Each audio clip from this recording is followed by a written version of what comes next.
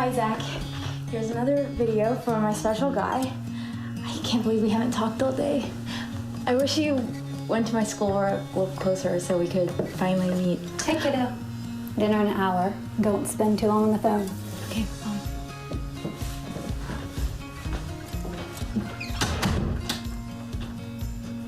I know you've been waiting for this for a while, so I wanted to give you something special.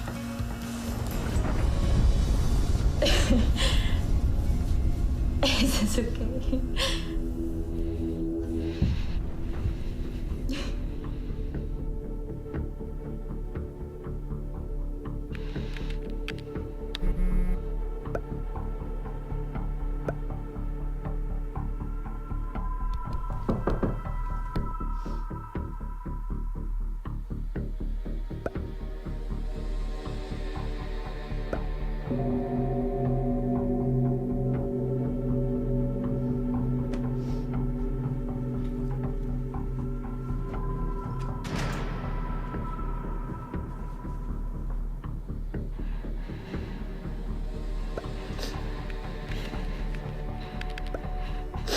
Who are you?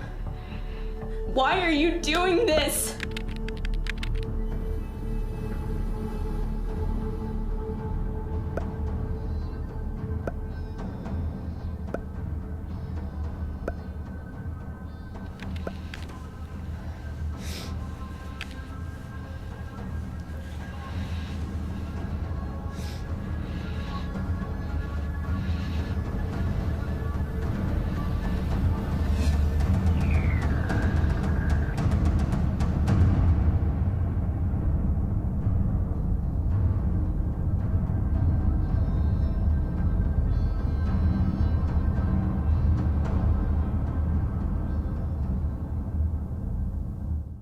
I'm standing in the lobby of the Manchester Christian Church, where a summit is being held tonight on human trafficking, sexploitation, and the impact of the opioid crisis on trafficking in the state of New Hampshire. There are a number of stakeholders here, from Homeland Security to local law enforcement, social service agencies, and a survivor who will be an incredibly inspirational speaker, I'm sure. As we move forward through the evening, we all hope to gather information and to move forward in making sure the community is educated as well. So let's get started. Sex trafficking, sex abuse, sexual exploitation, social media predation, the illegal dissemination of explicit images of adults, teens, and children.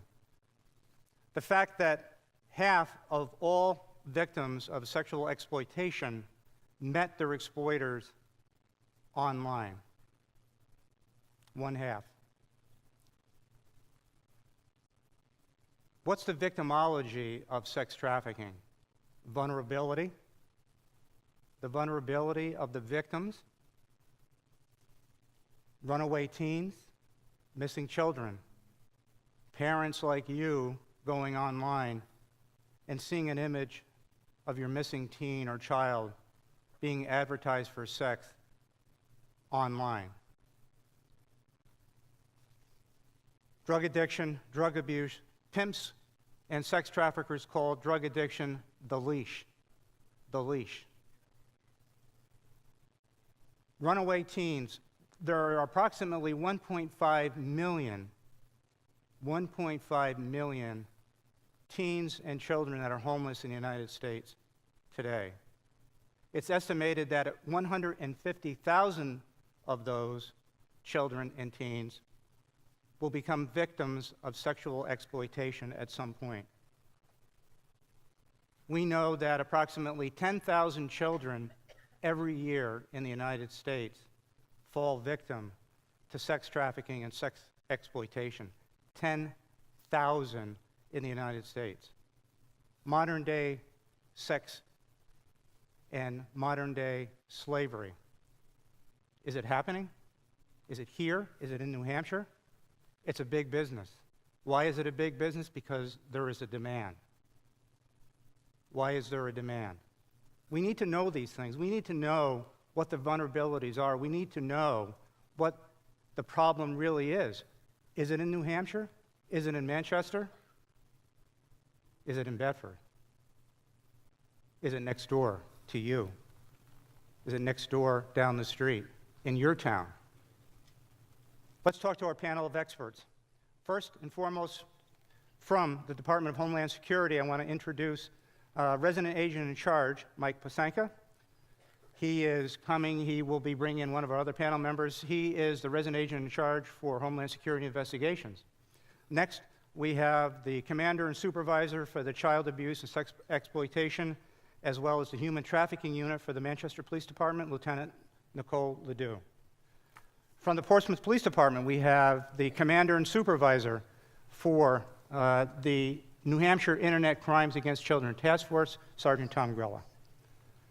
We have Matt Fleming, who is our very own detective and member of the New Hampshire Internet Crimes Against Children's Task Force, who works a number of these cases, not only here in Bedford, but throughout the region. Detective Fleming is here with us. We have the first assistant of the United States Attorney's Office for the District of New Hampshire, John Farley. We have Rebecca Ayling from Child and Family Services, and Beth Waterman from Project REACH. Thanks for coming. And our special guest, very special guest tonight, Catherine Wilson. So, before we get started, we have a message from the United States Senator Jeanne Shaheen, and here delivering that message from Senator Shaheen is Chris Scott from her office. Thanks, Chris. Thank you, Chief. As mentioned, Senator Shaheen was unable to make it here this evening, but she did send along a letter here that she asked me to share with you this evening. So if I may. Dear friends, I wish I could join you for tonight's Social Media and Human Trafficking Summit. Thank you, Chief Bryfonski in the Bedford Police Department, as well as Resident Agent in Charge Mike Posanka in ICE Homeland Security Investigations for proactively addressing the challenge of criminals who exploit social media to lure people into human trafficking. I'm grateful to those participating in tonight's panel discussion, especially Catherine Wilson for her courageous work fighting sex trafficking across New England. The harsh reality is that social media platforms give traffickers unfiltered access to vulnerable and unsuspecting young people. Pedophiles and traffickers can enter our homes using mobile apps that many children have access to. They use social media to contact and manipulate their victims, luring them with promises of attention, affection, or a job. The United States Department of Justice estimates that 1 in 5 minors are sexually approached online with unwanted solicitations. Unfortunately, traffickers are able to use the popularity and sheer scale of online services to go undetected and essentially hide in plain sight. I'm grateful for the good work of Detective Sergeant Tom Grella, Detective Matt Fleming, and their colleagues on the New Hampshire Internet Crimes Against Children Task Force, but they need our help. This evening, we'll learn about the methods that online traffickers use and the warning signs that a child might be a victim. We need to have greater awareness of the sites that our children are visiting online, and we need to talk frankly with young people about the dangers online. As I said, online trafficking is an emerging challenge. Many people aren't aware of it, so I thank you for coming this evening, and I encourage you to share what you learned tonight with neighbors and friends and with the children in your life. Sincerely, Jeanne Shaheen, United States Senator. Thank you, Chris. Appreciate it. Thank you so much. All right, let's get started. We have an informative program. Right now, on your belt, in your purse, in your hand maybe, in your backpack, you have a mobile device. That mobile device connects you to the world. It connects you through information. It connects you to family members. It connects you to information and data. But as we sit here or stand tonight in Bedford, New Hampshire, those same devices, the applications, the software are being used and exploited by sex traffickers and sexual predators that have the opportunity to enter your home, to enter your children's bedroom through these mobile devices.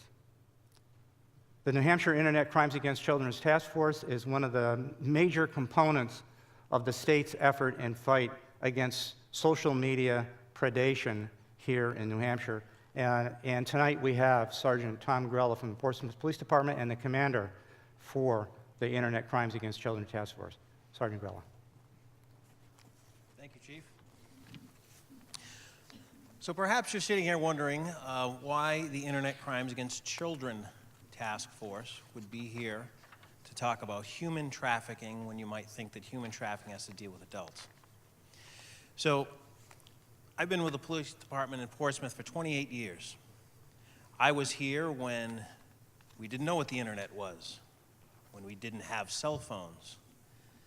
I was laughed at by a young guy who I went downtown to look at some surveillance video, and I reminisced about the time when I stood on the street corner right outside that building and used the payphone to call back to the police department when I had to get some information on a call. And he chuckled and he said, "Why did you use a payphone? Why didn't you use your cell phone?" Well, some of you here, you grew up in that same evolution of our technology. Unfortunately, when the technology started to surface back in 1998, the task force was formed in Portsmouth, and we managed a federal grant for the Northern New England Task Force at the time, which was Maine, New Hampshire, and Vermont. We had acknowledged and recognized that the internet could become an area that was a target-rich environment for criminal activity, whether it be through fraud, through identity fraud that we learned about, but more specifically, how it would target our youth. As you see, our mission statement, we focus on the enforcement to develop an effective way to combat against the exploitation of children. If you've heard of a child advocacy center, or maybe saw it out front, the first child advocacy center was also opened up in Portsmouth a couple of years after the task force started. And there was a board member at the time that made a comment that said, "This is a beautiful place, it's a shame we have to have it." Meaning that it is a beautiful place, but it was a shame that we have to acknowledge that our children were being victimized. It's the same with the task force. The internet is a wonderful thing. As the chief mentioned, we probably all have at least one cell phone. We probably have other mobile devices, and we might even have more than one computer at home. I can access the internet in my personal vehicle. I don't even have to rely on anyone else. But with that came the unfortunate thing that more and more of our children are using the internet. And the internet is being easily accessible. It's even free. It certainly is faster than those times of dial-up access, right? We could not be successful if we didn't have our partners. We started out as one of the first 10 task forces in the country. There's now 61. As I said, we started out serving 3 states. In the last 13 years, we served just New Hampshire because the funding opened up, but also because the problem became too much to handle. So with that became our reliance on our state and local partners. A very active affiliate, is what we call them, is the Bedford Police Department. Also the Manchester Police Department. Our partners at the federal level as well as the state level, as you see listed. The New Hampshire Attorney General's Office is the lead law enforcement investigative agency in the state of New Hampshire. What they also provide with some personnel is legal guidance for us if there's change in laws. Of course, above that is the U.S. Attorney's Office. Quite frankly, most of our cases get handled by the U.S. Attorney's Office. We feel that that partnership has allowed us to get a more favorable sentence to those that prey on our children. We also could not survive if it was not for our great partnership with Homeland Security Investigations. In fact, a few years ago, we established a centrally located lab. Because as you know, even though our state is small and we can get from one corner of it to the other in half a day at the most, it still is very difficult for some of the smaller agencies to have the capacity to investigate these crimes. So our affiliates grew to over 100 right now. But we opened up that centrally located lab in Manchester, working right alongside with Homeland Security investigations. In the short couple of years that we've had that established, and my office has been there, we've streamlined the process for conducting our investigations. So you can see how we operate there in our flow chart that we've got. Primarily, when we started back in 1998, we did a lot of proactive investigations. Some of you might remember the To Catch a Predator, where someone posed as a child and they were able to strike a conversation with somebody also in a chat room, and then we established a place to meet. And they thought they were meeting the child, but they were meeting the police. Unfortunately, we got away from the proactive efforts. Unfortunately, because the internet grew and there were so many internet service providers and electronic service providers, they were required to report to the National Center for Missing and Exploited Children when they see potential illegal activity that involved enticing a child or the posting of child sexual abuse images. So then we became very reactive, because those reports came to us in the form of cyber tips. Currently, we receive an average of 60 cyber tips a month. So that means we have to triage, work through a couple a day. That can take time for the one investigator that I have. So one of my goals when I took over as commander 6 years ago was to get back to our proactive efforts. Our proactive efforts needed more personnel and we needed more money. We were able to secure state funding for the first time in our 20 years of existence here in New Hampshire. With that, we expanded our affiliate agencies. We also expanded our investigators, where they were specialized in doing chat and undercover investigations. Last year alone, in the first half of the year before we received our funding, we only had 7 proactive investigations. In the second half, we had 20. Last year, the U.S. Attorney's Office reported to me that they had approximately 20 cases that involved child exploitation. Just about all of those came through the task force. Great to think that our numbers are going up, but as that board member said, it's a shame we have to have it. Task forces are formed because there's a problem. That's why this was formed, because we could see a problem. So our specialty. We do have seasoned and highly trained individuals. For this state of New Hampshire, we only have 12 investigators that can conduct computer forensic exams. That helps us to stay ahead of our problem and to, as I said, at our lab that we have centrally located in the state, we can streamline the process. We used to wait months to have results back from forensic exams on computers. We couldn't continue to go that way because the number of computers that people have in their home was averaging close to 7. It's a lot of work for us to do.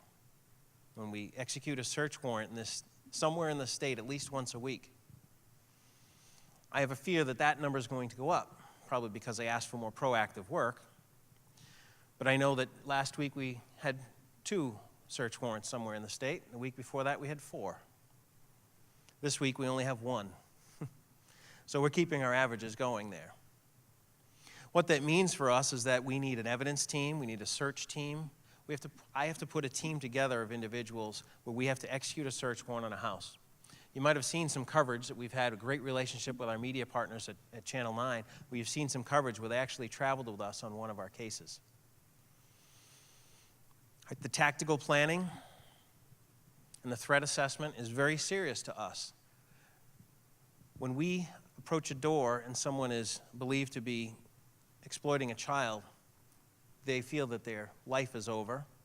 One of my lead interviewers, and Detective Fleming, says it best that, perhaps they feel they're being somewhat rescued themselves. But what we found is that a lot of them feel that it's the end of the life for them, end of their world, embarrassment to their family and to their community. So they've come to the door with guns in their pockets. They've had surveillance where they've watched us approaching the door.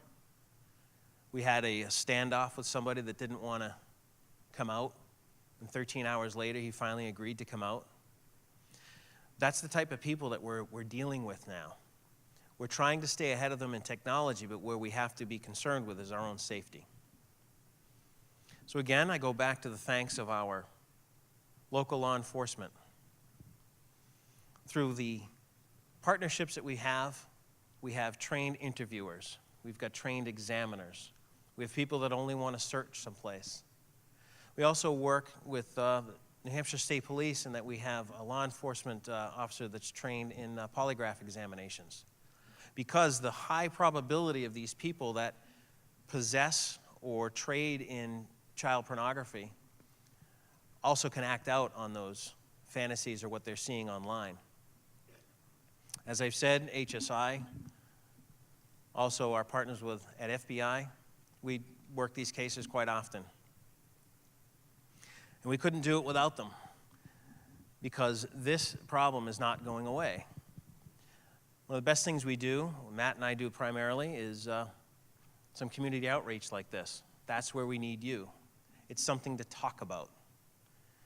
We'll go through the night here and we'll talk about the things that you can do as a community, from knowing what your children are doing online, knowing what people around you are doing online, and some specific things having to deal with human trafficking. So to circle back, why internet crimes against children? Because the unfortunate thing that there's child sex trafficking as well. There's also the grooming of children that are being enticed by someone older that then feel the better life is leaving their home to then become victims of trafficking. That's why it's internet crimes against children, is to protect them. I've spent the 28 years of my career primarily protecting children. The child abuse investigations that Matt and I would work on years ago involved the physical abuse. Now that abuse has gone to an electronic device that we have to try to track down the bad guys. One thing you'll probably see, at least from the law enforcement investigators up here and then our other service providers, is a tremendous amount of passion that we have for these cases. I'm very passionate about every day I go to work because we're saving children and we're saving a potential victim of human trafficking. We've evolved over our 20 years to just doing internet crimes against children to now having to focus on something that I never had any idea we'd have to focus on, let alone the fact that I didn't know what the internet was when I started. So I encourage you to listen to what everyone has to say up here, ask questions of us, and also follow us on Facebook. Follow us on Facebook and see some of the things that are going on right in the communities that surround you and some of the community members that are walking amongst you that we've actually identified as offenders. We don't mean to frighten you, we just need to make you aware. So I'll turn it back to you, Chief. Thanks, Sergeant Grella. Appreciate it. Thanks so much. So, as the commander of the New Hampshire ICAC, in dealing with children being exploited and involved in being sex trafficked or the other types of crimes that are involved, what's the biggest challenge that you see facing ICAC today and in the future? Unfortunately, it's probably a problem we've had, is that staying ahead of the offender.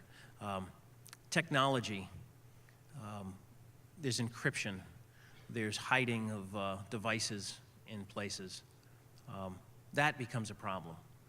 The interviewing of the person is something we somewhat enjoy, I think, in an odd way. But the technology and the training has always been a struggle for us. So technology, we read a lot in the paper about different device manufacturers, Apple not willing to cooperate with the FBI, not being able to get into phones and mobile devices. Is that a significant problem for the ICAC task force? It has potential to be a significant problem, yes. Fortunately, knock on wood, it does not, it doesn't come up as prevalent as in other cases. What we have noticed is that through our investigations, we're able to, I guess, get that information that we need. We also have some forensic tools at our disposal at our lab that do help us get over those hurdles. Great work at the ICAC task force. Thanks, Sergeant Grella. Thank you, I'm going to ask my detective, Matt Fleming, who's been involved, I know, in a number of ICAC investigations. There's a lot of parents out there tonight and are hearing a lot of things about mobile devices and technology and the ability for these folks that prey on young people to enter into the home, to the living room, the bedroom, in their kids' backpacks. Matt, Detective Fleming, what would you say to parents about what we can do and what they should be doing in connection with the types of cases that you've seen? Sure, thank you, Chief. It's interesting, when we started having this conversation years ago with parents, I used to share a story, and I'll spare you the long story, but I'll give you the gist of it, and it was that 10 or 15 years ago, we would send kids out to a park or to a schoolyard late in the day and ask parents to make sure that they didn't talk to strangers, to make sure that they were safe and they walked in groups, and that when they came home at night, the only thing that parents ever cared about was if there was somebody there that was talking to them that was a stranger. And the next day, you'd have a dozen angry moms with bats and chains down at the schoolyard wanting to know who talked to their kid today. The dilemma we face now with 21st century sexual abuse is that they no longer have to go to the playground. It comes into their home. And for that reason alone, we have to remain super vigilant as parents, as law enforcement, as community leaders, and talk to people about making sure that we are taking the time to go through the devices, to talk about safety with our kids, and to communicate one-on-one. Not through the device at the end of the day about how your day was, but one-on-one at a dinner table about what's really going on out there and be upfront with them. And one of the biggest hurdles we have is getting parents to really communicate with their kids, to have the conversation. We used to talk about being afraid to talk about the birds and the bees. Well, now we have to have that conversation about that and your cell phone. These kids are riding around in cars and they're walking down the street and they're holding their phones. And I encourage every parent that's driving down the road, when they look in the rearview mirror and they see their kid talking on the phone with somebody, ask them who they're talking to today and what that conversation is about. Because that's how the conversation gets started, and that's how we're going to protect these kids. Detective Fleming, you've handled a number of cases in Bedford, recently and ongoing, involving the dissemination of explicit images of children as well as teens and as well as adults, right? In the context of your answer to the previous question, tell us what we need to know, what parents need to know about this growing explosive problem of sextortion, if you will. Sure. Well, it's no different than a drug-related issue. It's supply and demand. The demand is out there, right? So the difference between kids now and kids 20 years ago was that they didn't have access to this type of media. So kids wanted to see pictures. Kids were naturally curious about things involving sex and other things. But now, in the 21st century with devices, they can take these images in the privacy of their home in a very secret moment and share that with somebody else and feel very safe when they do that. The problem is what happens when that goes out publicly. We talk about I love you forever, right? Well, I love you forever between kids has a shelf life. When that shelf life ends, the images get out there and there's no getting them back. And they're out there potentially forever. Forever. Forever. It's the bullet going out of the end of the gun. We can never call it back. Correct, Chief. And I think that's where people need to understand that our biggest need in this dilemma and how we're going to combat this is our connection with our partners at Homeland Security. For the simple reason that because 21st century sexual abuse no longer takes place in an intimate room between two people, it goes between town, city, state, and country. And for that reason alone, we cannot do it alone without them. Thanks, Detective Fleming. So let's now bring it from the state and local level up to the federal level, nationally, internationally. We know that modern-day slavery is here in the United States. We often associate it mostly with other countries, third-world countries, right? But yet, the problem is here in the United States in a big way. Human trafficking, sex trafficking by the numbers, modern-day slavery, if you will, is here. So, Resident Agent in Charge for Homeland Security Investigations, Mike Posanka, tell us about the federal effort, what you folks are doing, and certainly being great partners to the state and local law enforcement officials, and tell us about what you're doing and what we are all doing together. But take it up to the federal level, Mike. Yeah, thanks, Chief. Stand right in front of you, Catherine. My name is Mike Posanka. I'm the resident agent in charge for Homeland Security Investigations here in New Hampshire. And I would say the biggest three programs, my agency covers a large variety of crimes, from illegal exports of strategic technologies to immigration benefit fraud. But really, the big three priorities for us in the state are supporting the Internet Crimes Against Children Task Force, our child exploitation cases, our narcotics cases, because we've all heard, we've all experienced so much about the opioid epidemic here in New Hampshire. And the third is kind of a conglomeration of the two, is human trafficking, okay? And of course, within the agency, human trafficking stands on its own. We've had a strong tradition of investigating human trafficking back before Homeland Security was Homeland Security, right? But we're applying our lessons learned through the opioid epidemic, through child exploitation investigations, to combating the problem of human trafficking here in New Hampshire. So what does that look like? The first thing I need to do is define what human trafficking is, okay? Who's seen the movie Taken? Taken, it's a great movie. It's a guy, he's got a particular set of skills. He's got to go overseas and rescue his daughter, who's been kidnapped by an Eastern European crime syndicate and is drugged and is entered into commercial sex. It's a good movie. I was about to say it was a great movie, but it's a good movie, all right? It's sensationalized. It's human trafficking, but it's not what human trafficking has to be, okay? So my first slide shows the elements of human trafficking. It's a bunch of verbs: through force, fraud, or coercion, compelling an individual to engage in commercial sex, domestic servitude, or any other kind of labor, okay? In a longer presentation, I usually focus on force, fraud, or coercion. We know what force is. It's violence. We see a lot of violence in these cases here in New Hampshire. Fraud we see mostly in international cases, where a foreign national is tricked to come to the United States for a certain set of reasons, and then the situation changes once the foreign national arrives in the U.S. We see that in our domestic servitude cases. Coercion is something that's a little harder to explain, but in New Hampshire, what it looks like is the opioid epidemic. A heroin addict, an opioid addict, will do anything that they can in order to score their next hit of heroin, right? And often that involves prostitution or commercial sex. In the case of a child sex trafficking case, we don't need to show force, fraud, or coercion. We're going to presume that a child lacks the intent to engage in commercial sex. So that's, next slide, please. So that's the definition of human trafficking.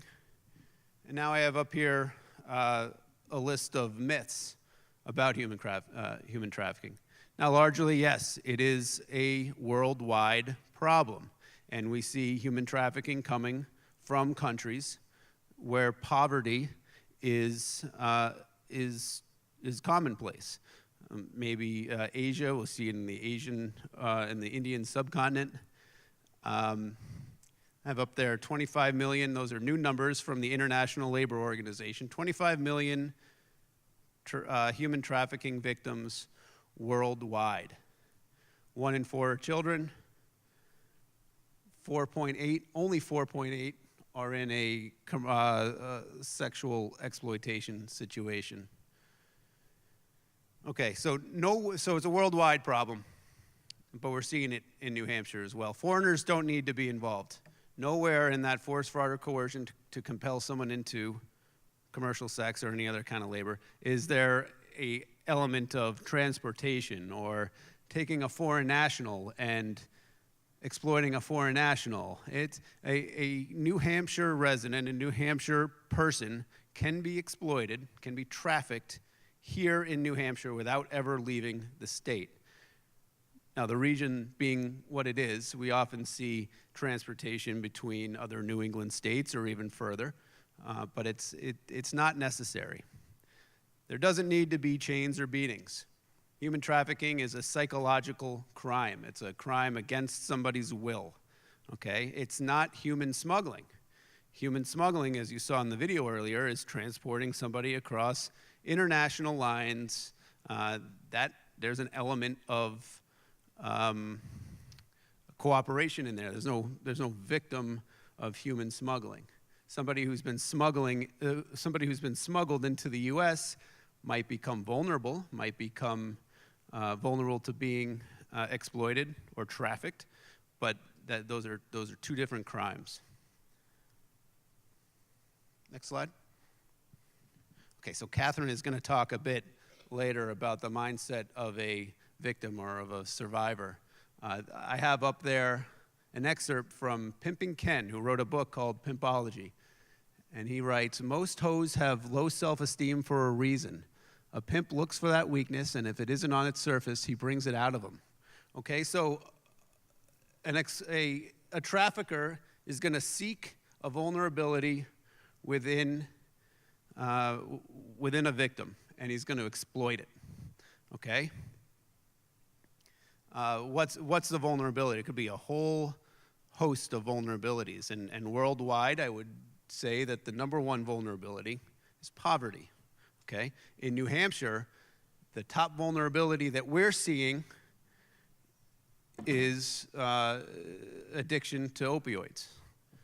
Another vulnerability that we see is just low self-esteem, perhaps, that comes with the youth, okay?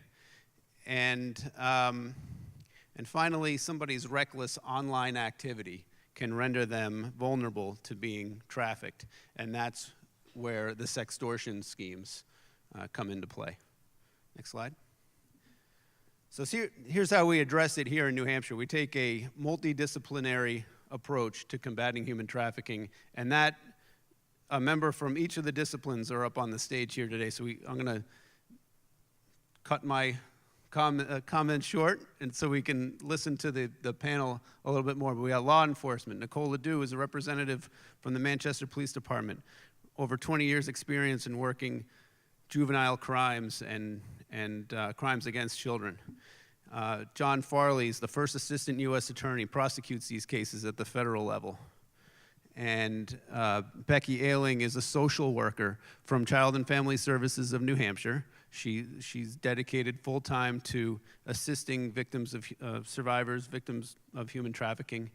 And Beth Waterman is a psychiatrist. So important to have the medical aspect on board with us. So important, especially when we talk about heroin addiction, because we have to overcome that heroin addiction in order to make a compelling, convincing case before a jury. But Beth can answer a lot of the questions like, why don't they leave? If they don't have chains, they're not getting beaten. Why don't they leave? So Beth is from the trauma center in Boston, and we're really lucky to have her. Thank you. Resident Agent in Charge, Posanka from Homeland Security. Thanks so much. So, I was told and actually saw a presentation, and one of the sex traffickers said that because HSI is involved in drug trafficking investigations as well, this sex trafficker said that you can only sell drugs once, but you can sell a child over and over and over again, right? So from the federal perspective, how big a business is sex trafficking? Is there a lot of profit involved? Is that what's fueling this beast? How big a business really is it? Well, there is poverty involved here in New Hampshire. There's a lack of opportunity. If we get to the core of what the opioid epidemic is all about, those vulnerabilities exist.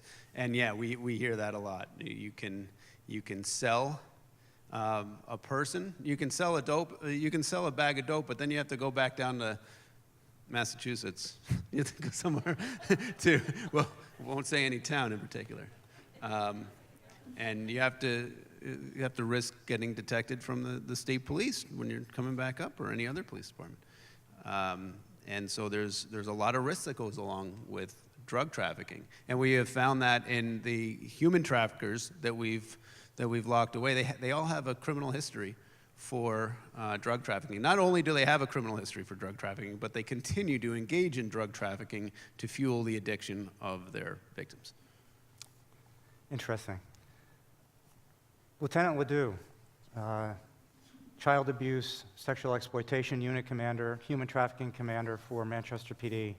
Tell us about the vulnerabilities and how that intersects with the investigations that you see in Manchester and in the region in what you do, and how all these things fit together to make a toxic storm, if you will, the perfect storm of issues. You know, New Hampshire, #1 public safety issue facing us is the opioid crisis, right? And how does that toxic mixture either make the situation worse, better, in terms of vulnerabilities, and what you see in your cases? So, I would say this. Obviously, when we talk about the opioid epidemic, people who suffer from substance misuse disorders are vulnerable, right? I mean, that's basic knowledge. They have that vulnerability, and people that, what we're seeing a lot in the city is those who are going to be out there selling opioids or other addictive substances recognize that not only can they make money off these drugs, but they can make money in sex trafficking. But, and we focus a lot on the opioid epidemic, and I think our increase in what we're seeing in sex trafficking in the city, and not just in Manchester, please don't think that we own this ourselves. We've seen it all over the state. We've seen it in the Seacoast. We certainly work with Nashville Police Department, Concord Police Department, many of the smaller towns. We've seen victims come from some very small towns that end up in our city, but didn't start here and didn't meet their traffickers here. So it's definitely a byproduct. The increase is a byproduct. But what we also see when we talk to these victim survivors, they're survivors really, because they make it through and they end up with us and they end up with Becky, so they've gotten through it and they're working with us, is that they were vulnerable prior to their addiction. Many of them suffered from child sexual and physical abuse. Many of them suffered from severe poverty, from neglect when they were children. Many of them were homeless or runaway youth because of those type of situations. So they were vulnerable before they even got opioid addicted. So the opioid crisis is exacerbating the problem, but it isn't just because of that. And not every single victim we deal with is an addict. We have victims who are not addicts. We have victims who, or survivors that are exploited by their own parents, by their family members, because there's money to be made, right? There's money to be made there. So what we really have to do, Chief, is recognize their vulnerability and get them help for that, so that not only can they become whole as a human being and as a person and get to a better place, but if we want them to participate in our process, right? The prosecutorial process is a very difficult process for people to go through. You have to get on the stand, whether you're a sexual assault victim that is 5 years old or 55 years old. If you want to prosecute your accuser and they take that to trial, you have to get on the stand and tell your story in front of that person and 12 strangers and whoever else is in the galley, right, watching this trial. So we have to get them to a place where they can participate in that very difficult process. And so important for us is to work with our partners right now at Child and Family Service, our service providers, to say, thank you for coming forward, thank you for recognizing that you have been a victim of this crime, because they don't stand in front of us and say, help me. They don't even sometimes recognize that they're a victim of a crime. They think if they're involved in sex trafficking, they're committing a crime, right? So they don't come running in our doors, but we find them and we say, thank you for being willing to work with us. Let's get you help, let's get you services, let's get you help for your addiction, because it's so many that we deal with are addicted, and let's get you mental health services because you've suffered trauma, and let's get you to a place where you can participate in our process. And you know what, if you don't want to participate in our process, that's okay too. Let's get you out of that life. So that's really what we're trying to do, is really multidisciplinary way of dealing with this problem. But 100%, the opioid epidemic is exacerbating a problem that already existed. Thanks, Lieutenant. A very interesting perspective. One of the things that you talked about was the difficulty in moving forward with prosecutions. Tonight we have First Assistant United States Attorney from the District of New Hampshire, John Farley. Your office prosecutes a lot of those cases, a lot of these cases that are brought by Manchester Police, that are brought by the ICAC Task Force, by local enforcement, state police, right? What are the challenges that you face in these types of prosecutions at the federal level? I mean, we have a couple of challenges. One is the one that Nicole just described. We have a very, very unique set of victims. I mean, certainly we're very used to dealing with victims in criminal cases. You might have someone who's a victim of a robbery or a burglary or a type of violent crime. But when you're a victim of human trafficking, it's a very different type of victimhood, in part because sometimes people don't initially view themselves as victims. They oftentimes, because of low self-esteem, because of the relationship that they've developed with their trafficker, they really believe that this person loves them or this person is an important part of their life. Perhaps it's the first person who's really paid a lot of attention to them. And despite abuse, despite perhaps getting them involved in addiction, there is still an affection or a bond between the trafficker and the victim that is very, very hard to break. And to get on the stand and to be willing to tell your story, and often very embarrassing personal details, that is a very hard thing, and it takes time, and we have to have a victim-centered and really a trauma-focused approach where we really think about the trauma that this person has been through and use the collaborative efforts of not just a prosecutor, a victim witness specialist or advocate, but also getting them in touch with therapists. Perhaps they need housing. They may need help with dealing with their addiction. There's such a broad range of needs that these individuals have. And we have to be able to address that individual's needs and get them into a good place before we can even consider what it would be like to put them on the stand as a witness. And sometimes they don't really come all the way to that level. And then we have to think about, well, what do we want to do? How can we prosecute this case without the victim? And in certain instances, that's what we end up doing. Sometimes we can't put that victim through that experience.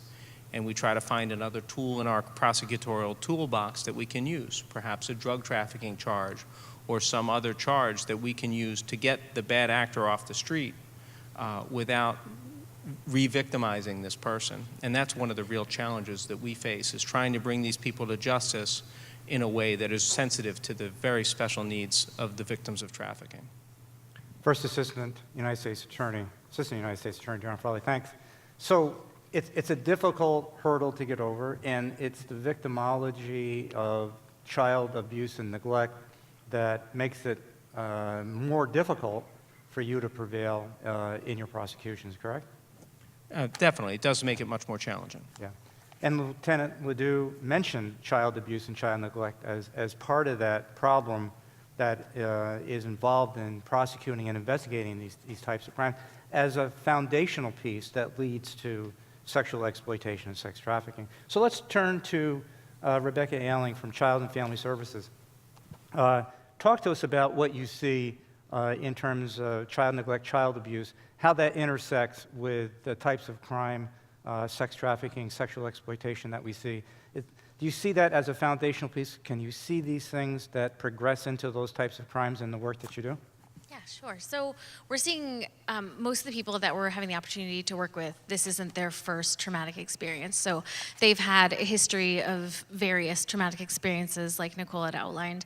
I think that makes this so much more impactful for them at times, because this isn't the first person who's let them down or hurt them, but it also may not be the most traumatic experience that they identify in their history. So that really gives us a lot to have to support people with or have the opportunity to work with them on, because we're not just responding to trafficking victims, we're responding to victims dealing with an array of trauma who need support that may be going back many years and may involve many people who have committed crimes against them. So being able to help them work through that, to be able to build trust, is a really big hurdle before we can sign someone up to go into treatment or work with a mental health provider, because they've been burned too many times. And I think those broken relationships make it really hard for them to move forward and start trusting again, so that they can really start to engage in like a justice process too.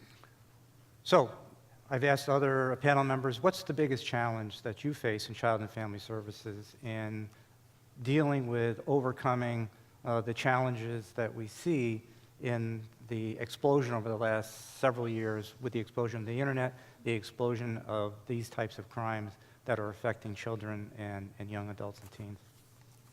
I had to just pick one. I think some of it is helping people find a way to feel safe. So the internet is everywhere and it always feels like someone can find you. And so I think that helping people find a way that they can have a safe online presence or engage in their community in that way is really important. I think for some of us who maybe didn't grow up with the internet, that feels like kind of silly, like just disengage, be safe in a non-internet way. But actually engaging in an online community can be a really big part of people's lives. I think if you take your teen's or child's phone away, you see the impact of that. So that's what the folks we're working with are dealing with, being able to find a safe way to engage in that community again, and also to fit into our mainstream culture in a way that feels safe so that they're not, again, excluded from our kind of mainstream lives and activities and social groups. So the types of relief and organizations that are out there that can help people join in that community would be helpful in not only perhaps prevention, but also in dealing with the victims of these crimes, correct? Yeah, I think a lot of role modeling is what we look for. So people who will provide mentorship and support and just friendship. So there are a lot of people who have survived and come out of human trafficking who don't necessarily want a therapist or a social worker or a police officer to be their new buddy, but would really love the opportunity to just have healthy relationships in their community with other survivors or just healthy adults who can do some role modeling. Because like we'd heard about child abuse and neglect, we're working with a lot of adults who haven't been parented effectively or at all. So people who are willing to step into their lives and kind of take up some of that responsibility around just normal living activities can be really impactful and help move them forward. Thank you so much. Child and Family Services is a great partner with law enforcement. So that brings me to Beth Waterman. You know, I read in your background and bio that you worked with survivors and victims in India, right? And so often we here in America think that, well, this is a problem in other countries, third world countries, second world countries, if you will. But yet you are involved in a project, Project Reach, that does some of the same things that Rebecca is talking about that's necessary in dealing with this issue. So tell us about what Project Reach is, what you do, and how you're helping through that foundational piece with this problem. Thank you. Yeah, so Project Reach is, it's a really powerful arm to what everyone else is doing here, I think, because we are really passionate about equipping folks in all realms of the community, right? So we're trying to offer teachings and different sort of trainings for folks everywhere from law enforcement to now we're trying to do a new project through NECAT, which is the New England Coalition for Trafficking, to train folks that you might not expect to know much about trafficking, such as, you know, the cable guy or the person that comes to fix your drain, so that when they come to the house, they can begin to recognize signs of trafficking, signs of something that's not quite right. So that's one thing that we're really starting to push this year. We just got a grant to partner and do some work around that and do some extra trainings. Another thing that Project Reach does is we receive referrals to do psychological evaluations for individuals who have been trafficked and are seeking justice and asylum here. And so we do a lot of psych evals, interviewing people, and then connecting them once we've written up their evaluation, making sure that they're connected to services to really help deal with their trauma.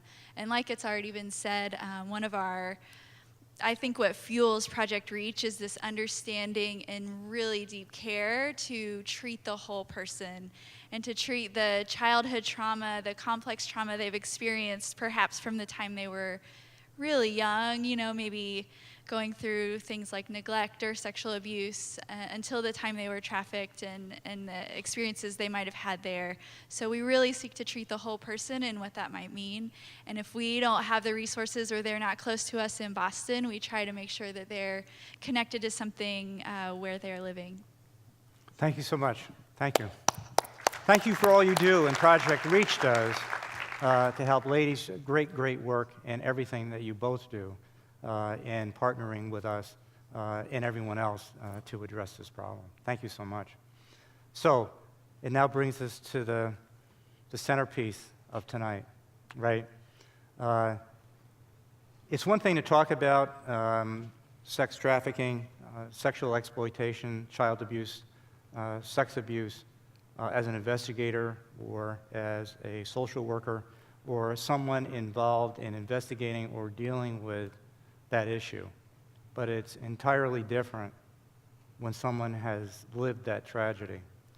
The credibility, the strength necessary to come forward to talk about their life and their history and what brought them here.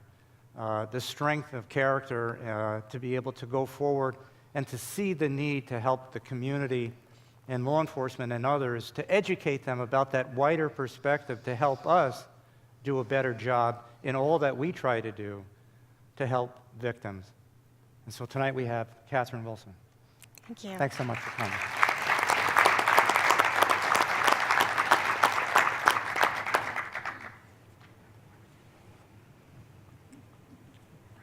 Yes. Catherine asked me to just say a prayer for her, so I'm going to pray for her right now. God, in the name of Jesus, I thank you for tonight. I thank you that we are living this life. So, Father, I thank you for this group here tonight of so many talented people that are helping others that are hurting. And right now I lift up Catherine, that she brings her life story of what she's gone through, the pain and the hurt of this world, that her message of hope can reach people and to heal them.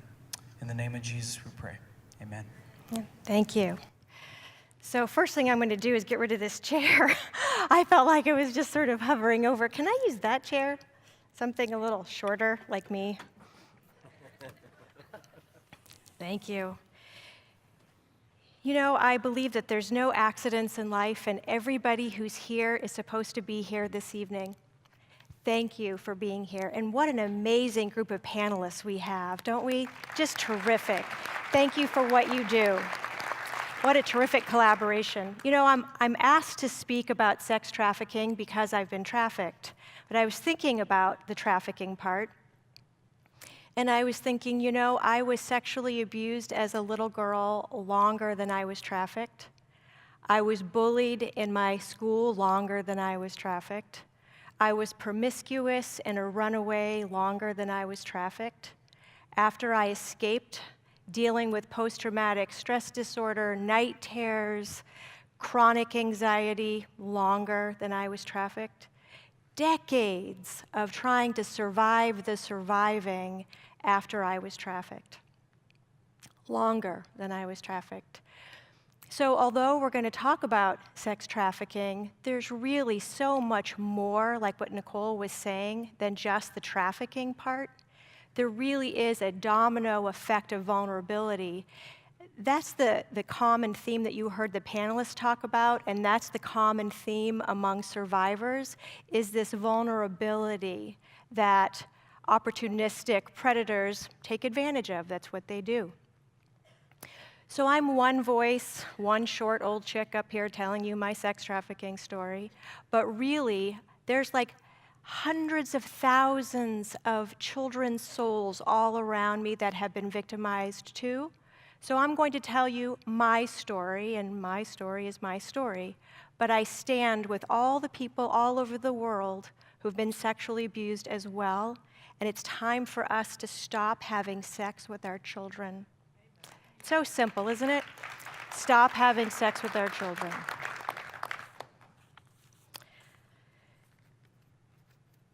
So I'm going to blow a couple of myths. We talked about poverty. We talked about things that make children vulnerable to being trafficked. We talked about addiction. There was no poverty in my home. There was no drug or alcohol abuse. My mom and dad loved each other. My dad was a union electrician guy. My mom was a stay-at-home mom. And I was the eldest of 3 children. My dad did not like the cold. Gosh, we've had like a 7-month winter here this year. I understand that now.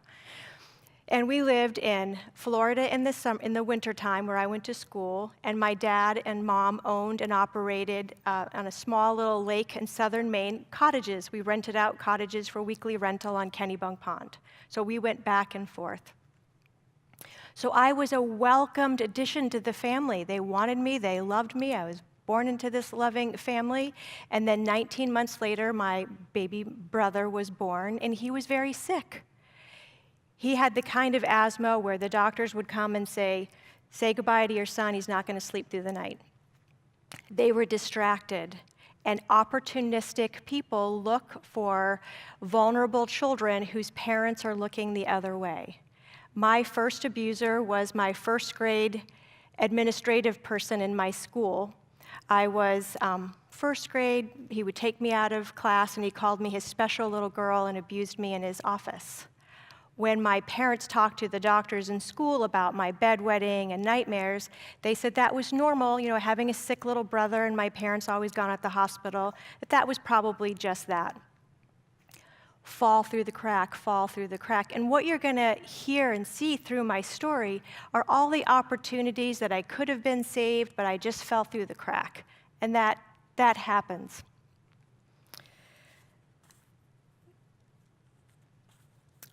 I don't remember ever feeling like I belonged, ever. I don't know if it was because I was molested so young and repeatedly molested, babysitters, whatever, and that's sort of a common theme. Once someone has been molested, I don't know, it's kind of like blood in the water or something. There's some sort of neon sign on your head that says, if you're a predator in a 20-mile radius, here's a perfect victim for you. I don't know what it is, but I was repeatedly abused. And I don't know if it was the abuse or if it was because I was the shortest kid in school. I was the second shortest kid in the school. I'm 5 feet now, but I'm dangerous.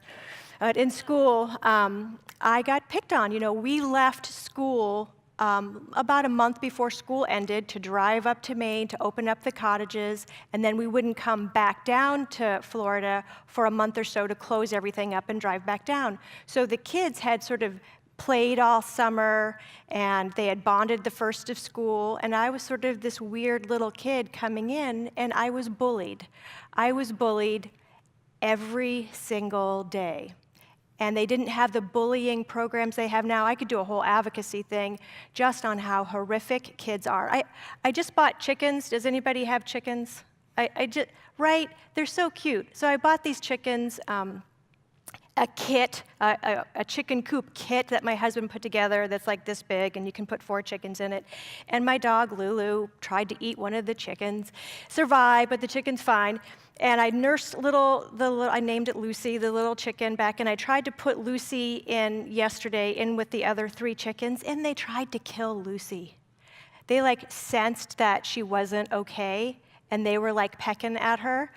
And I was like, oh, Lucy. So I take her out, and I say, well, you're going to get a special privilege. You're going to get to walk around in the yard. And Lucy went right over to where her 3 sisters were in between the mesh cage, and they were trying to peck at her through the mesh cage. And I thought, that was me. There's little Lucy trying to get back in with the people who were trying to peck her to death. Welcome to my elementary school experience. So I was bedwetting, which of course I couldn't sleep over other kids' houses because I was a bedwetter. I was this weird little kid, I'm being bullied, and I've been sexually abused so often at that time that I just sort of thought that that was what happened and that it was my fault. I thought that it was my fault. So I didn't do a lot of sleepovers on other kids. Other kids would go roller skating. You guys probably don't do roller skating on Friday nights anymore, but we used to do roller skating. And I'll tell you about the 4th grade. The 4th grade, I had Mrs. Davis. Mrs. Davis was so nice. I was 10 years old, and she believed in me. She taught me art. I actually still kept. I'm a hoarder of sentimentality. And I had this little picture that Mrs. Davis, and she was kind to me. And I wanted to say this about Mrs. Davis. I added up how many days a child is in school in Florida in 4th grade. It was 143 days. I suck at math, so I could totally be wrong about this. Then subtract the 2 months leaving early and coming back, 83 days. So I actually was with Mrs. Davis for 83 days, and it's been 16,060 days since Mrs. Davis, and her love is still inside of me. One woman was kind to me. One person really does make a difference. The 5th grade, not so much. The 5th grade was awful. The school didn't know how to handle the bullying. They did everything they could. I had a kid choke me to unconsciousness. I got beat up every day, so I started skipping school. My mom started going to work, and so I would skip school. And what happens when you skip school is there's more predators, and I'm blood in the water, right, with sharks, so of course I'm having trouble. The girls don't want to be friends with me because I'm the little weird one, and the boys did want to be friends with me, but they didn't want anybody to know. And the big boys wanted to be friends with me, and my big brothers and fathers of my friends wanted to be friends with me, and that's where I got love. So how I lost my virginity was 12 years old, maybe 11, I don't know, ages are sort of blurry for me. But I wanted the big kids to be nice to me, be friends with me, and I knew that they were doing a sleepover in a tent, and I snuck out of the house and I went to the sleepover, and the big kids were abusing the little girls, and I got pulled in, and they laughed at me for my blood. And all I could think of was, I can't tell my dad because I'm going to get in trouble for sneaking out of the house. And I started running away. First, it was just overnight in an empty trailer that was in the woods in Florida. School was awful. By 6th grade, half the time I wasn't going anymore. I'm being abused more frequently.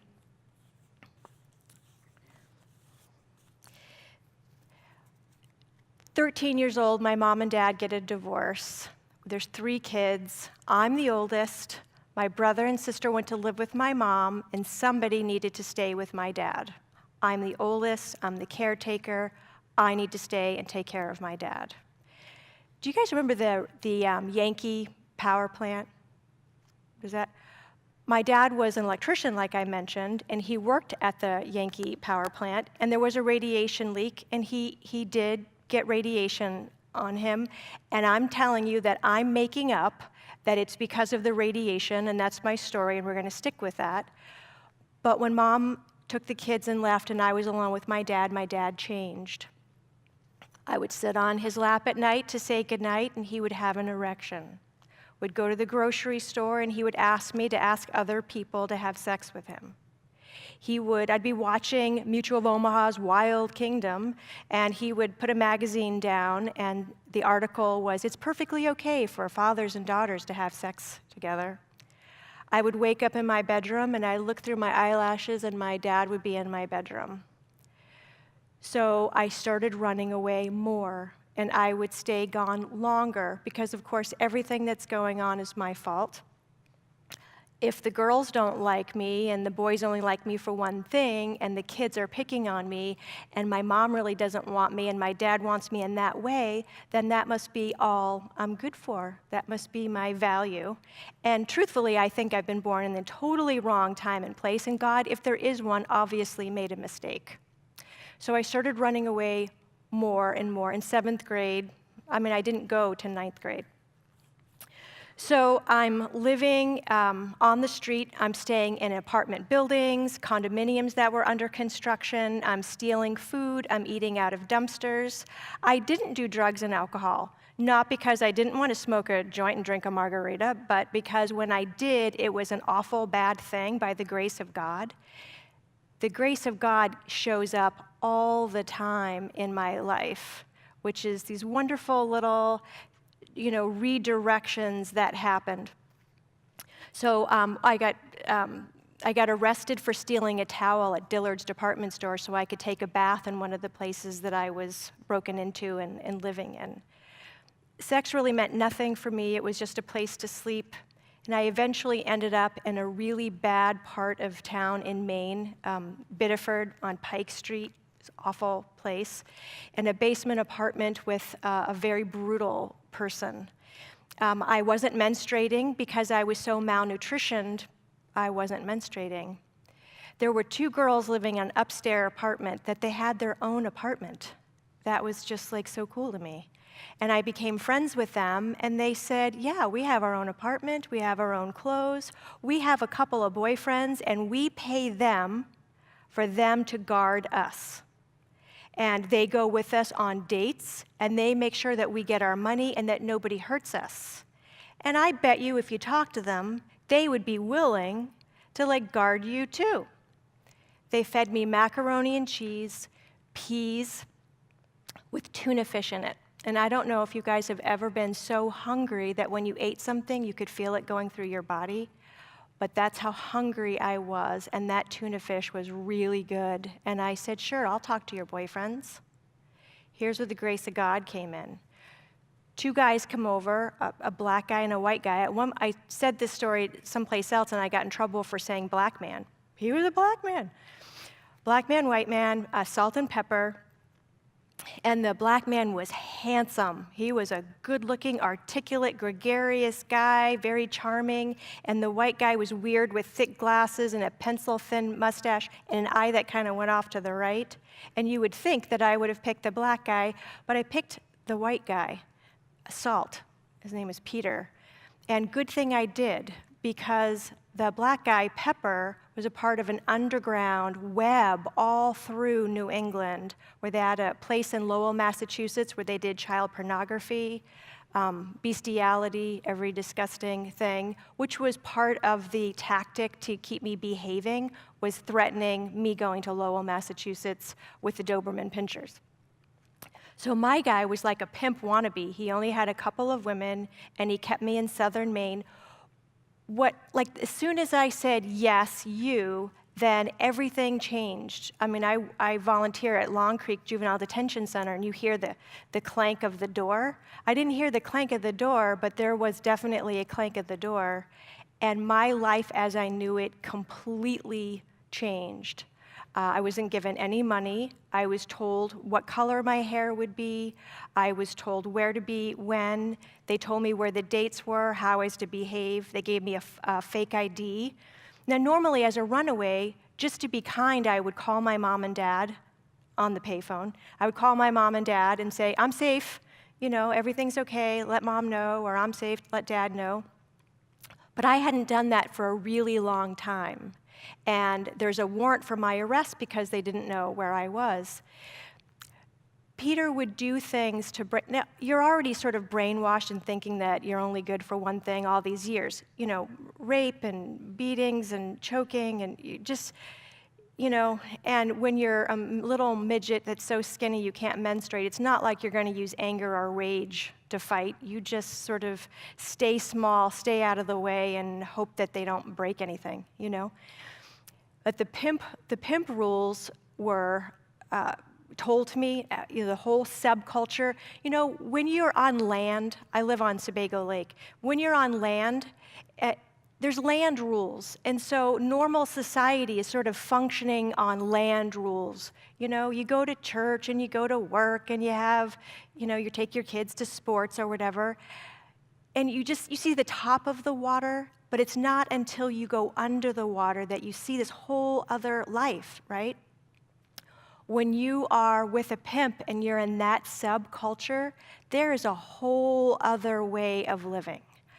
It might sound silly to you guys, but a pimp can take your money if you don't ask him if he's a pimp. You can't let a pimp in your house. If somebody comes to your apartment and he's a pimp, you can't let him in. There's all these rules. So they tell me all the rules, and then Peter is saying, if I don't do what I'm told, I'm going to disappear. He actually did escape from Thomaston Prison. His name's Peter Dyer, and I looked him up, and sure enough, the guy really did escape Thomaston Prison. And he showed me Christmas cards from the warden, and I believed, some of the dates were police officers. So I was like, this guy is Satan, and wherever I go, I'm not going to be safe, and he's going to find me, and that's the way. He'd take me in a car in the middle of nowhere and turn off the lights and then turn it back on. And he's like, this is how fast you're going to disappear. I was terrified of this guy. Sent me to Holiday Inn by the Bay. 5 hunters are there. Other girls were supposed to meet me. The other girls didn't show up, and the 5 guys didn't care. Johns would say stuff like, do you need help? Please say you don't, please say you don't, please say you don't. You're 18, right? Say yes, say yes, say yes, right? One night, there's a knock at the door. Peter and the lady who would watch the house and watch over me was gone. I open the door. It's late. I'm in my pajamas. There was 2 men there. Is Peter there? No, Would you like to come in and wait for him? As soon as I said that, shoved me back, threw me down, and they took turns raping me. Brutal, brutal. And all I could think of was, relax, so there's less damage, and is Peter going to send me to Lowell, Massachusetts because I let them in? You know, that's how your mind works. So the day came when I was ready to kill myself.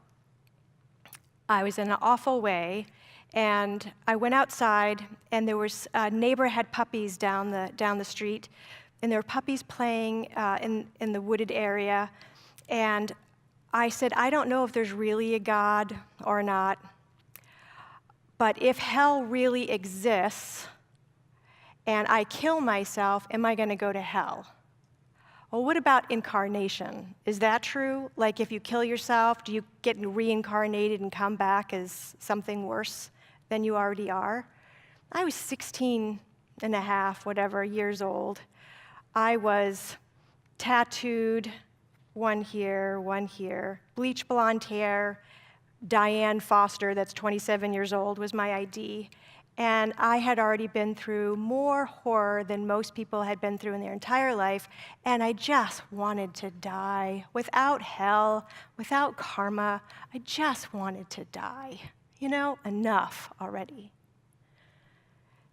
So I said, if you're real, help, because I don't want to live, and I'm afraid to die. What am I going to do? I don't know if I've accurately explained the terror in my head, but there was such terror. And so when I walked out the first door, and I took that first step outside, I'm like, okay, if Peter comes around and he sees me out front, I'm looking at the front yard. Next step, well, I thought I heard somebody. I was just checking it out, what I would say to Peter. Next step, oh my God, if he comes, I am so dead. Next step. And I went to the first house that I saw, knock, knock, knock, knock, knock. The lady opens the door. How can I? Shoved the door and went inside and said, help me, help. When I did that, God's grace, she happened to be scheduled to go to a place called Crossroads for Women in Windham. It's an alcoholic rehab for women who are alcoholics. I'm 16, however old I am, and I'm not an alcoholic. She calls them up and she says, hey, this, child is here. What do I do? And they said, bring her with you. Okay. Of course, I didn't sleep. I knew that Satan can see all things and that he was going to find me that night and kill me, or worse yet, keep me alive and send me to Lowell, Massachusetts with the Doberman pinschers. I went underneath one of the beds, and that's where I stayed until it was time to go to Windham. And then they turned the car sideways so that I could crawl in the back seat and curl up as tight as I could in the floorboard of the car. And they took me to Crossroads, where I was supposed to stay for 30 days, but Crossroads let me stay 90. And then they said, we need to send you somewhere, so how about day one? The kids there are going to interview you and let you know if you can stay. The kids are going to judge whether or not they want me there. I said, okay. So I interview with the kids, and the kids say, well, we're afraid you're going to have sex with the people here. And I said, look, you don't rape me, and we'll get along fine. The next morning, I was supposed to go to day one, and I'm there with my adult women friends who are living there with me. And the phone rings, and it's my dad. I've heard from my dad before. And he said, I love you, I need you, come home. I've heard that before. Don't we know how my dad loves me and wants me to come home? I'll never forget when my dad asked me for oral sex. But I had this feeling, this urgent feeling like, go home, go home, go home, go home, go home. And we weren't religious. This felt very much like a Twilight Zone moment. So I told the night nurse, I said, I feel like I need to go to my dad. And she called the other staff people, and they said, don't stop her, don't help her. And some guys from AA put me on a bus, which was terrifying because that's where Pepper would look for girls. And I got to Massachusetts and Winthrop, where my grandmother lives, and she put me on a plane, and I got to go and see my dad. And when I got to Florida, he had these lumps underneath his arm. And I said, what is this? And he said, it's cancer. I said, have you seen a doctor? No. Okay. At day 1, you're not allowed to have any outside contact for 90 days. You can't walk to the post office, you can't make any outgoing calls, you can't get any mail, you can't get anything. And my dad died 3 months later. So the time that I would have been at day 1, I got to get closure with my dad before he died. I was with him when he died, and when he died, I had a spiritual experience in the room where I watched him leave his body, and I watched him leave, and I said, I'm sorry I was such a bad kid. And I could feel him say he was sorry back. And then I had, as soon as he left, he died, I had my first massive panic attack, the first of what I would have for the next 20 years. When people talk about why they go back to drugs, why they go back to domestic violence, why they go back to the street, I know why. Because surviving the surviving is almost as bad as actually going through it. Anybody who's ever been to war comes back, real hell doesn't begin until you're safe. And then when you're safe, it is a flood of mental illness that you have to endure after that. But why do people sell children to begin with? Next slide. The reason why Peter, Salt, and Pepper were selling girls to begin with, why predators sell girls to begin with, is because there is massive money in it. It is money, money, money. What Peter DiMaggio had told me was it was Nike, Google, Starbucks, and Intel's annual income combined is how much money these guys are making.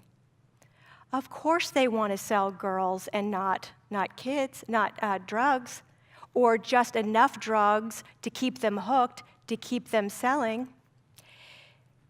This didn't just happen to me in Maine or some of the people here in Bedford, New Hampshire. It is everywhere. I love this analogy. So when people think about sex trafficking, okay, I like to imagine a New England town with a nuclear power plant.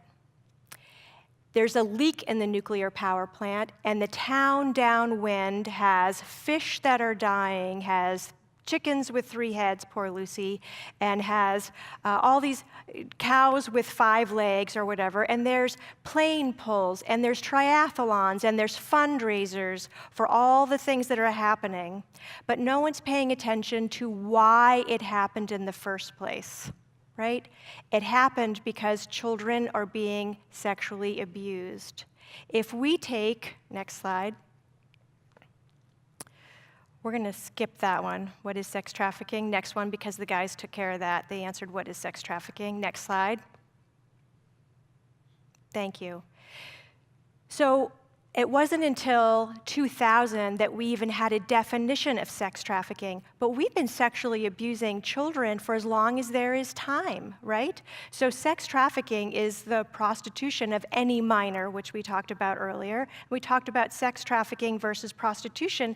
So if I had been picked up as that 15, 16-year-old at the Holiday Inn by the Bay, because I was a minor, it's automatically sex trafficking. But if I had been an adult and I did not have a pimp, somebody wasn't forcing me, I was just like, hey, I'm a wounded person, I want to sell myself for money and there's no pimp, that's prostitution. Where there's an issue with those two definitions is a police officer has to determine when she meets Catherine if I am sex trafficked or if I'm a prostitute. If I am sex trafficked, I get services. If I am a prostitute, I do not. Sexploitation came from Dee Clark. Dee Clark is a survivor like me, does a thing called Survivor Speak, and she said we should just call it sexploitation. Whether kids or teenagers or adults are being exploited for sex, it's sexploitation. And who's vulnerable? I hope that I have pointed out that anybody is vulnerable. It doesn't matter if you're Republican, if you're Democrat, if you're rich, you're poor, you're white, you're black. If your parents are distracted or you're just whatever, vulnerable, and what teenager isn't vulnerable, how predators choose. A predator needs three things. A predator needs an inclination to abuse. They need a vulnerable person, and they need opportunity. We have to be opportunity blockers that they don't have access to our kids. We've talked about whether it's on their phone, whether it's the internet, whether it's just because somebody is called clergy or called a police officer, or called gymnastics teacher or a film producer doesn't mean that they're not a predator. Next slide. That's my granddaughter. I had to throw her in there. 1 in 5 youth are being abused, but not her because I would have to kill somebody. The average age is 9 years old for boys and girls who are abused. This is important, so let's play this of Gia. So child sex trafficking is really significant in the LGBT population, and unfortunately we're not doing enough to talk about the issue and engage the greater population. So for example, LGBT youth make up a really small percentage of the overall population, but in terms of homeless youth, they make up over 40% of all homeless youth are LGBT. And so it's really a pressing problem when you have almost half of all homeless youth who actually are LGBT. And so because of their circumstances, so many of them turn to sex trafficking or get involved with sex trafficking or get sex trafficked, which is really unfortunate. And we're just beginning to have those conversations here in Maine, which is really important and life-saving.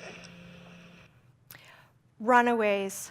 As a runaway, I got to see a lot of awful things. Chicken hawks, which are men who are into young boys and girls.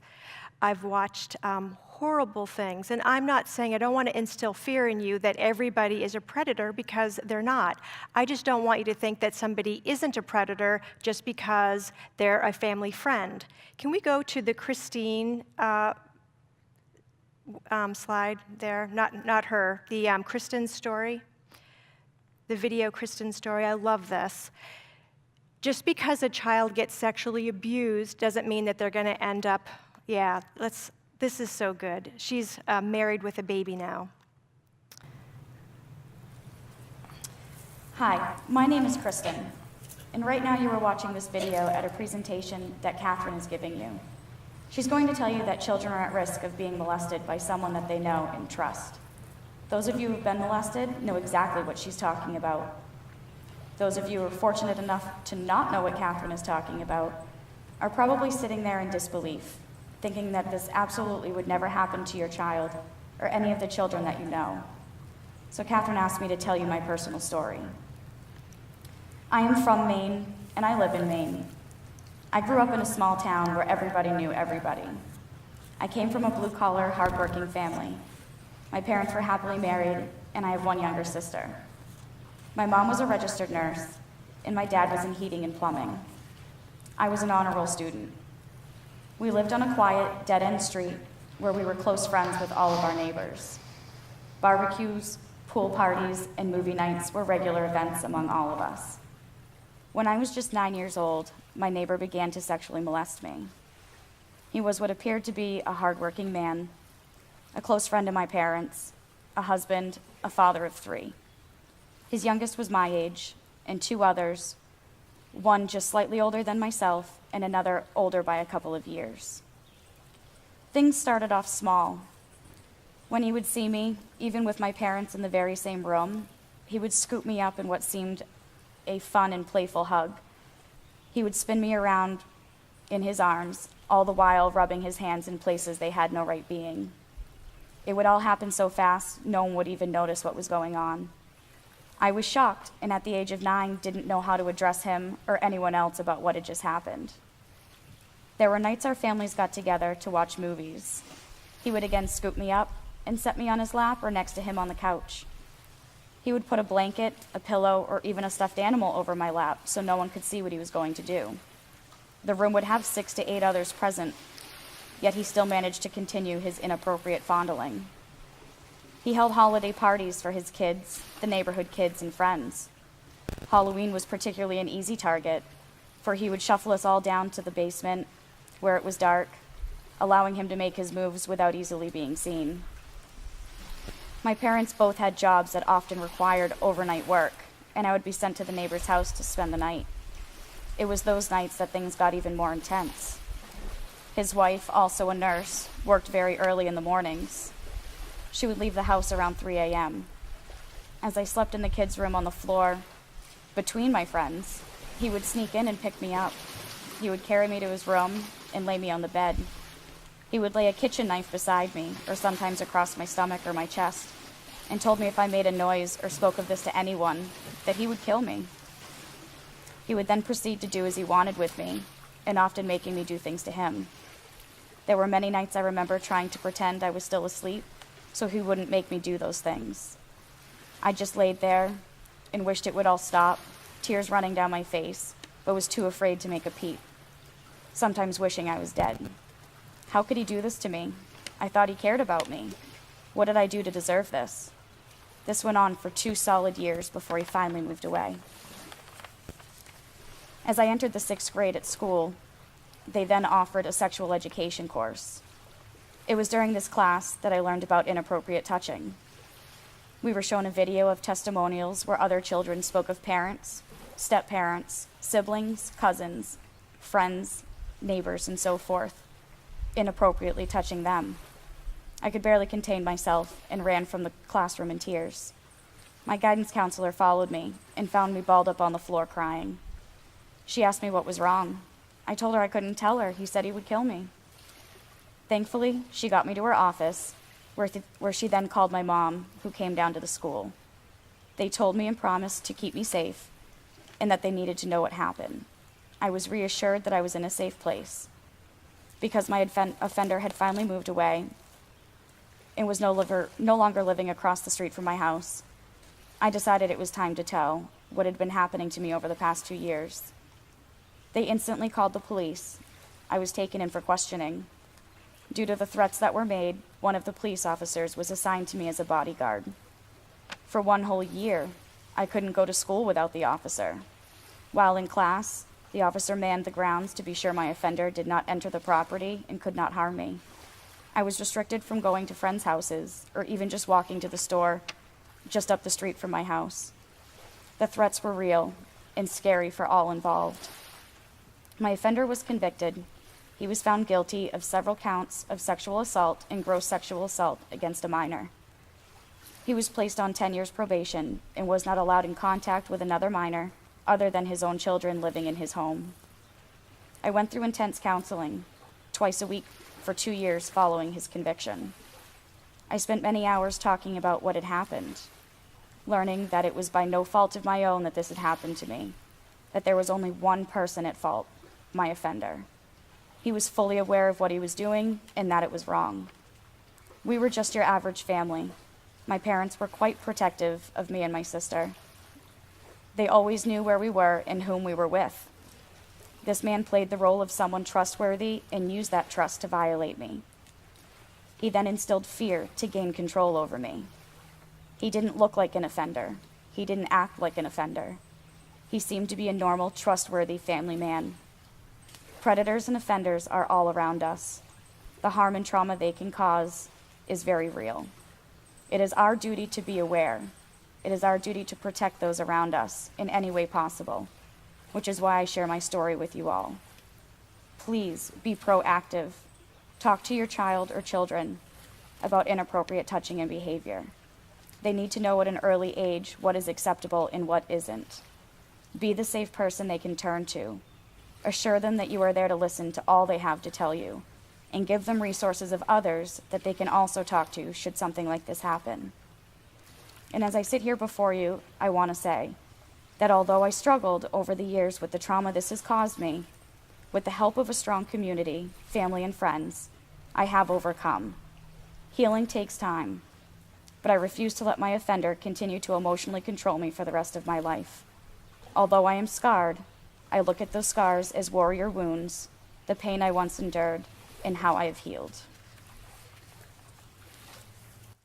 I would say someone like me who's been horrifically abused hundreds of times, or just once over a year, regardless of, there's no comparison, and no matter where I speak, people come up afterwards and they share with me awful things that have happened, sometimes decades ago, and they're still actively suffering. So as I end, what I would want you to know is the abuse of our children is the genesis of almost all the stuff that we see. It is the radiation leak. And although we have to have services for all these other things, we need to protect our children, and we need to pretend or believe that all children everywhere are our children, and we take responsibility for that. And regardless of the abuse that you've endured, or those loved ones maybe that you love that have been abused, there is healing. It takes time and effort, and you have to do your work. And people will try to drug the pain away and cut the pain away, exercise the pain away, eat the pain away. But really, when you stop and you turn and you face that pain and you deal with the healing that needs to happen. I didn't start talking about this till I was almost 50. I went on to get an education and make a 6-figure income as a national salesperson, buy my own house. Like, I didn't believe it was mine for like 3 years. You know, I'm like, is this real? Is this real? Making payments? It's real. No. I didn't have a really good, healthy relationship till I was 47. It wasn't until I started doing volunteer work at Long Creek that I was like, oh my gosh, this is still happening, and they're calling it sex trafficking. What can I do? What can I do? So I joined different coalitions, and they like meet to have a meeting, and I'm short and tenacious, and I'm just like, I need to get out there and talk. So for the last 3 years, I've been doing exactly what I'm doing here, sharing my story. First, I asked my family if it was okay if I shared my story, because I hadn't told anybody this until 3 years ago. So this is my passion, this is my calling, to come out and say, protect our children. I always think of the Lorax. Protect our children, and if you're wounded, if you're still actively living with that wound, I promise you that if you do your work, it's been 10 years since I've had a post-traumatic stress episode. That's amazing, amazing. If I can go through all that and be anxiety and panic free and can sleep through the night and talk in front of people, then you can have healing too. But what it's going to take is a community and us loving each other and having compassion and working together with loving kindness. Because unlike what my husband says, we cannot kill all the predators, okay? We have to find another way in our community to make it safe. What little kid wants to tell you about daddy or uncle or aunt if they think the community is going to kill them, right? It's like a witch hunt. We have to find a compassionate way of dealing with this issue together with loving kindness. Thank you so much for your time tonight.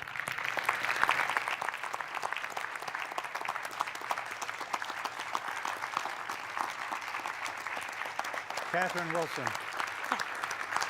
An incredible story of survivorship, will, courage, and the strength to come forward and to help others.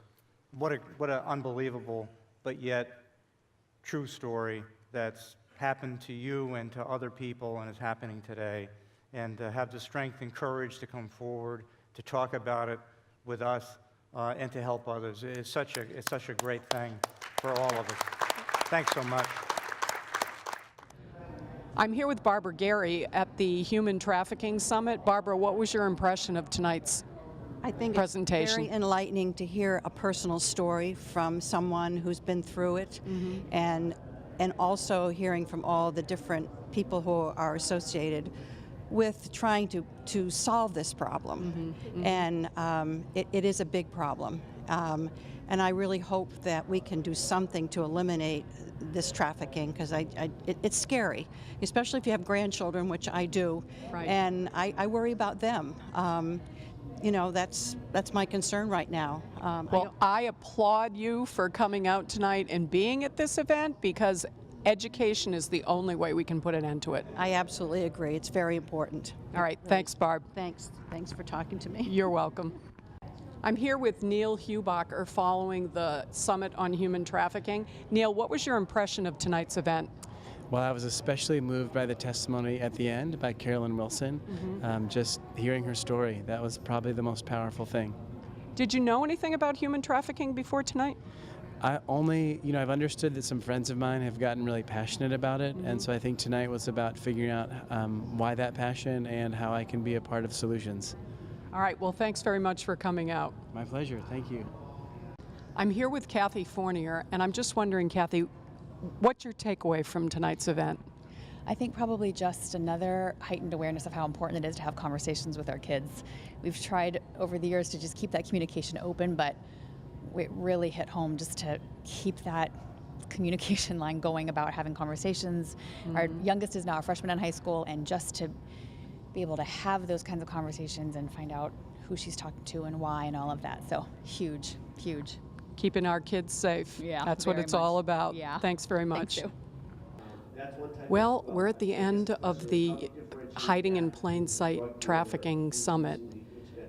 It was an incredibly powerful event. I'm sure that anyone that was in the audience would agree that there's much to be done and that the responsibility really now is ours. From Bedford, for BCTV, Sue Mullen. Thanks.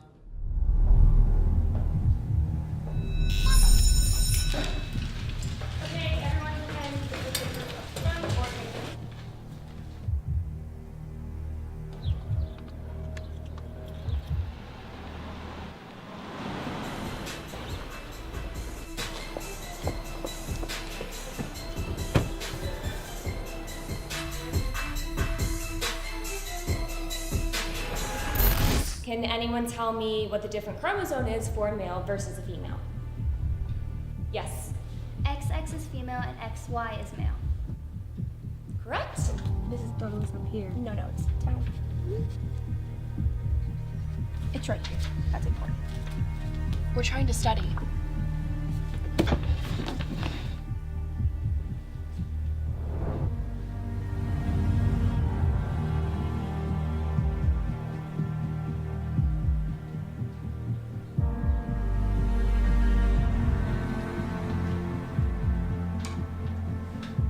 What is this? Nothing.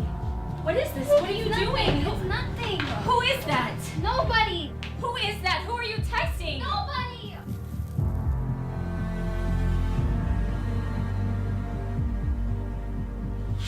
So you didn't tell your parents that you were coming over here tonight, right?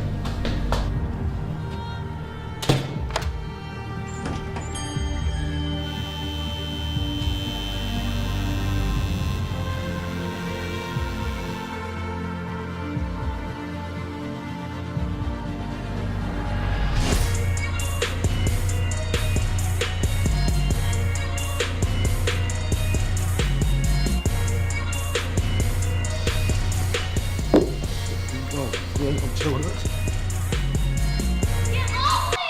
What the hell is your problem? Who the hell do you think you are? Huh?